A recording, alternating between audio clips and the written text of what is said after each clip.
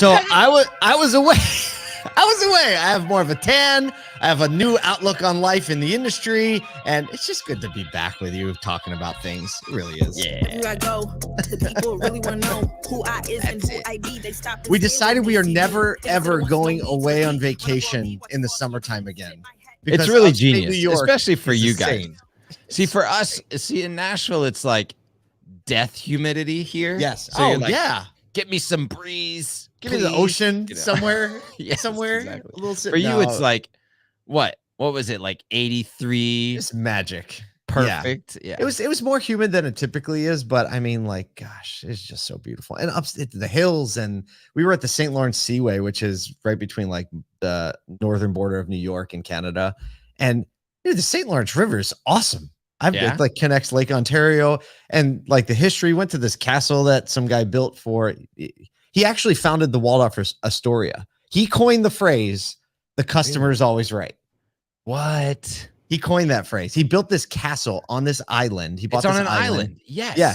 He built a castle for his fiance or wife at the time. I can't remember, but he built it. Took 3 years. He opened a court, all this stuff. He bought farms up there, sent the produce down to his restaurants in New York City and a hotel.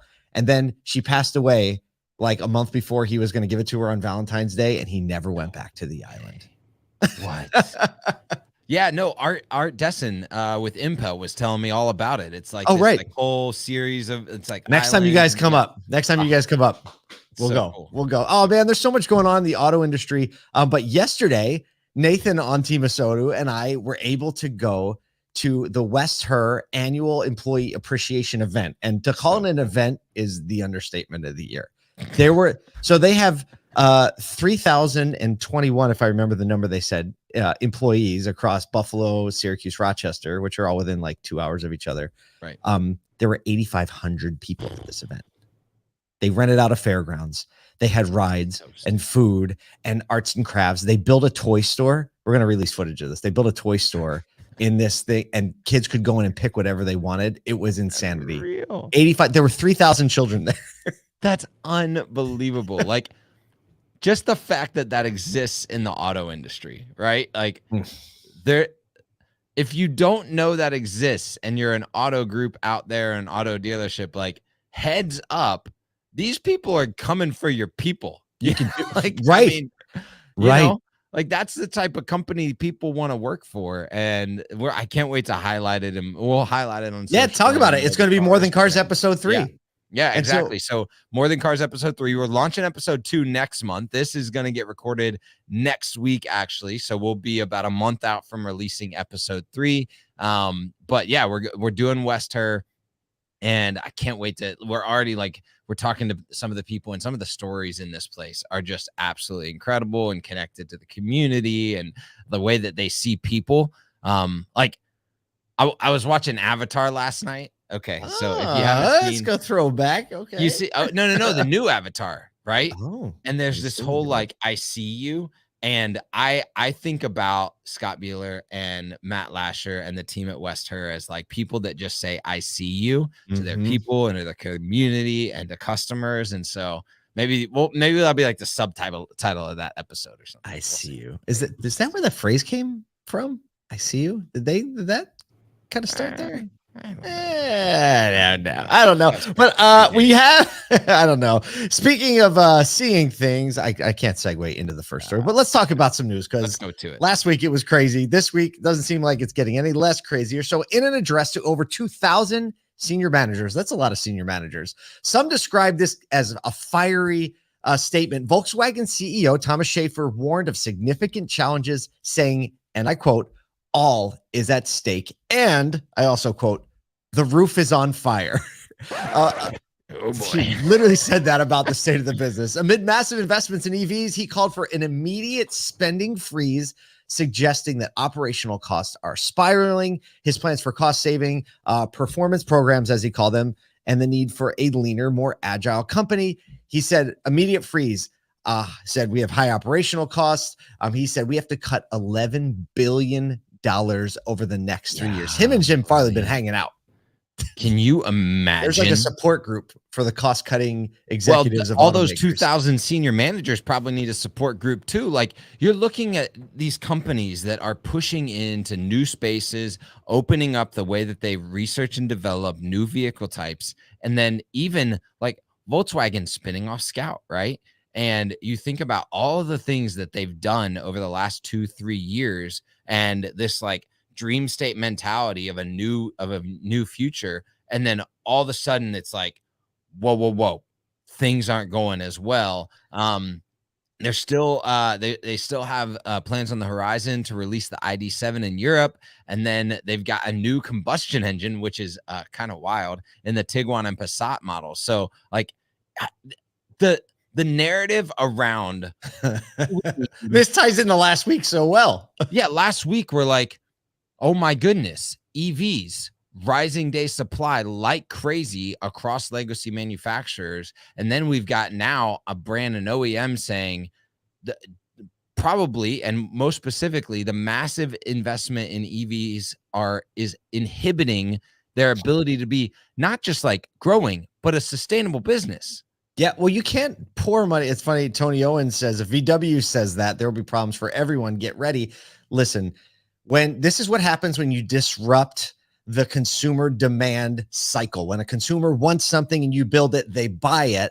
When they didn't necessarily say they wanted it and you built it, and then all of a sudden they stop buying it or don't buy it or want to buy it a lot cheaper than it costs for you to make it.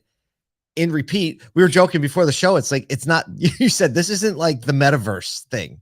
No. Right. You can't just release threads and be like, you know what? We're good now. It's gonna be okay. Right. Yeah, it doesn't. We have factories and ecosystems and product development cycles. So there's more of this coming, people. More of this coming. In Steve Greenfield, his weekly newsletter, he was just like, it was story after story. And it's like closing the consumer gap from on demand right now is extremely difficult because we have already gone through the early adopter adoption curve, and it doesn't look like there's basically 4 layers in an adoption curve. The second uptick layer, which are like the second adopters, are not happening at this speed or rate that you expect on a technology curve, which is dangerous for all EVs. Well, especially when typically the way you get over that hump is like significantly incentivizing them to try it. Right. And when we're already talking about the fact that EVs are a negative value proposition at the rates that they're already selling, which are already way higher than what they thought they were introduced that they would be selling them as, now I need to throw more money on it. Like, we're going to watch this one unfold in slow motion, but we're in the middle of it. And look, what dealers are going to do is what they're doing. Right? Like, oh, we're going to refuse our allocation of Mach-E's. We're going to like put pressure back on the OEMs to say, hey, like we want to sell customers what they want. And that whole thing is going to start. And you know what? Here's the deal.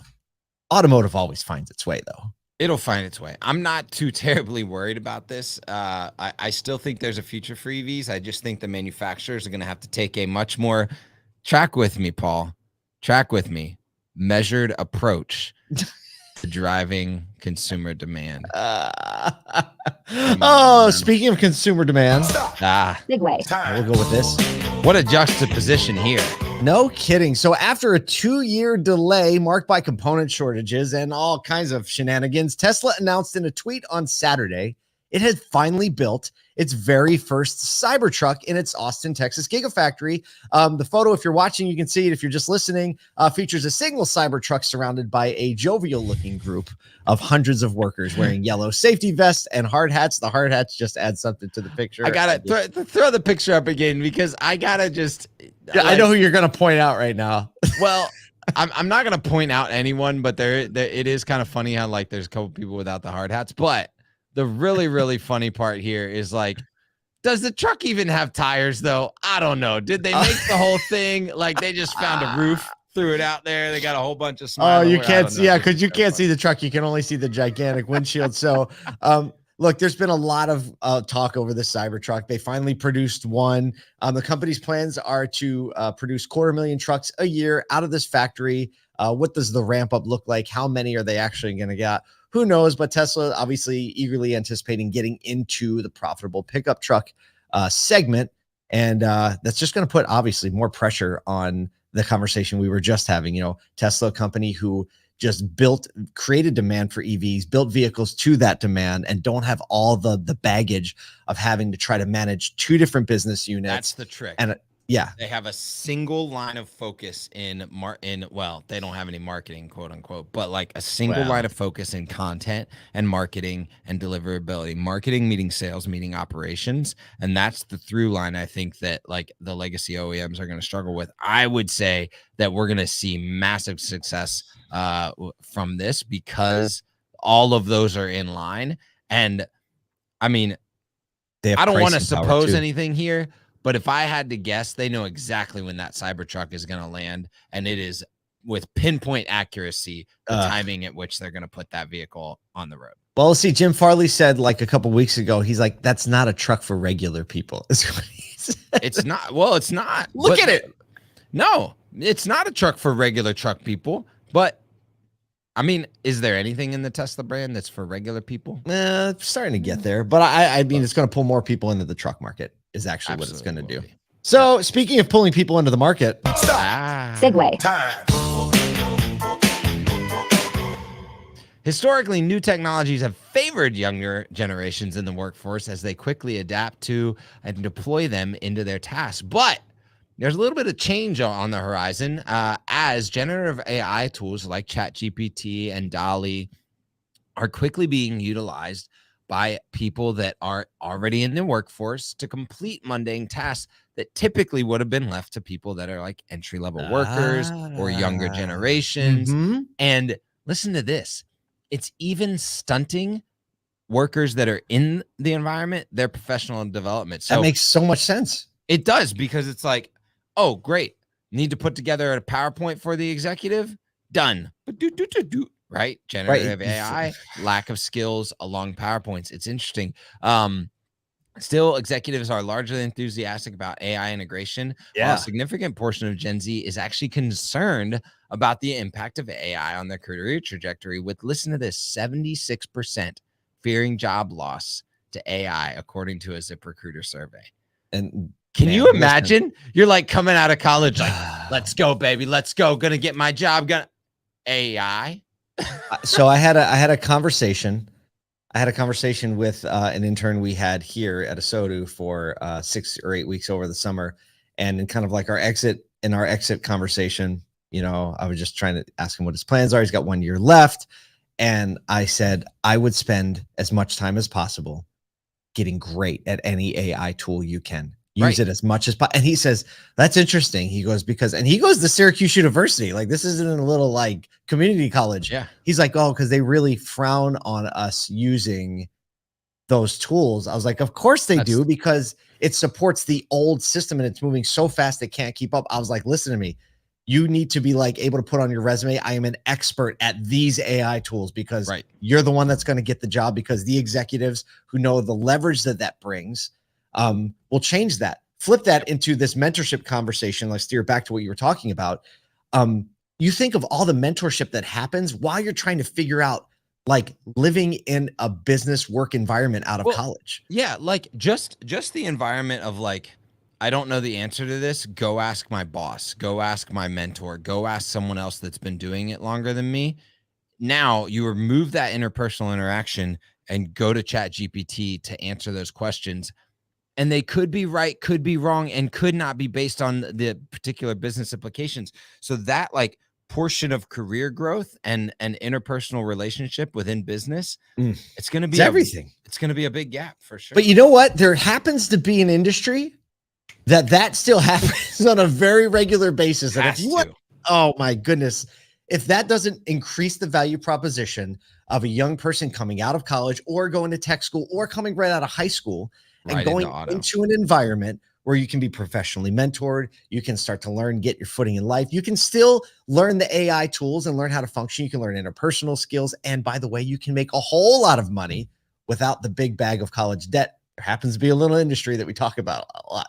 There you go. There you go. I love it. I'm pumped. That's what it's all about. Come on to Otto, everybody. Tell the good story. Tell the good story. Come on in. Come on in. Well, it's just Monday. We have a lot coming on. Look, More Than Cars is on the march. If you haven't seen it, go to morethancars.tv. And we're having a little conference called ASOTUCon.